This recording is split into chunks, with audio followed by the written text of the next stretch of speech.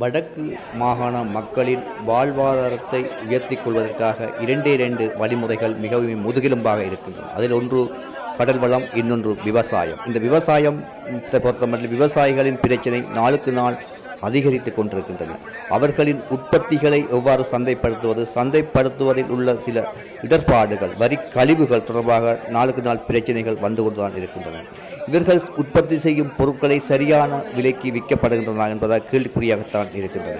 சம்பந்தப்பட்ட அதிகாரிகள் விவசாயிகளுக்கும் வியாபாரிகளுக்கும் ஒரு சரியான தீர்வினை வழங்குவார்கள் என்பது மக்களின் எதிர்பார்ப்பாக இருக்கின்றது. மிக அண்மை காலத்தில் நான் ஒரு வியாபார நிலையத்துக்கு சென்றிருந்தேன், சந்தைக்கு. உண்மையிலே அங்கே பார்க்கும்போது எனக்கு மிகவும் ஒரு மனவர்த்தமாக இருந்தது. அதாவது ஒரு கிலோ வாழைக்காய் 20 ரூபாப்படி ஒரு குலையை எடுத்துவிட்டு ஒரு வாழைக்காய் 20 ரூபாய்க்கு விற்கின்றார்கள். உண்மையில் எனக்கு சரியான ஒரு கவலையாக போயிட்டுது.